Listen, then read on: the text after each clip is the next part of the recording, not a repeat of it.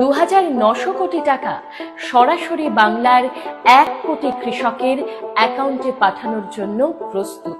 বাংলার কৃষকদের প্রতি দৃঢ় সমর্থন জানাতে মমতা বন্দ্যোপাধ্যায়ের নেতৃত্বাধীন পশ্চিমবঙ্গ সরকার কৃষক বন্ধু প্রকল্পের আওতায় ১,৬০,০০,০০০ কৃষকের ব্যাংক অ্যাকাউন্টে সরাসরি ২,৯০০ কোটি টাকা প্রদান করতে চলেছে।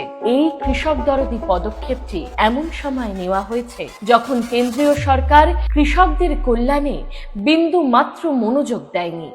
২০১৯ সালে শুরু হওয়া এই কৃষক বন্ধু প্রকল্পটি বাংলার প্রতিটি কৃষককে তাদের জমির আয়তনের উপর নির্ভর করে ৪,০০০ টাকা থেকে ১০,০০০ টাকা পর্যন্ত বার্ষিক আর্থিক সহায়তা প্রদান করে। বর্তমানে এই প্রকল্পের মোট সুবিধাভোগীর সংখ্যা ১ কোটি অতিক্রান্ত। অপেক্ষা করুন, আরো অনেক কিছু আছে। ঘূর্ণিঝড় ডানা আমাদের উন্নয়নে ব্যাঘাত ঘটাতে চেয়েছিল, কিন্তু রাজ্য সরকার বাংলার শস্য বীমার মাধ্যমে ক্ষতিগ্রস্তদের ক্ষতিপূরণ দেওয়ার কাজ করছে। ক্ষতির মূল্যায়ন করতে শীঘ্রই জরিপ শুরু হবে এবং সময় মতো সহায়তা নিশ্চিত করা হবে। অন্যেরা যখন সমালোচনায় ব্যস্ত, তখন মমতা বন্দ্যোপাধ্যায়ের মা মাটি মানুষের সরকার মানুষের সেবায় ব্যস্ত।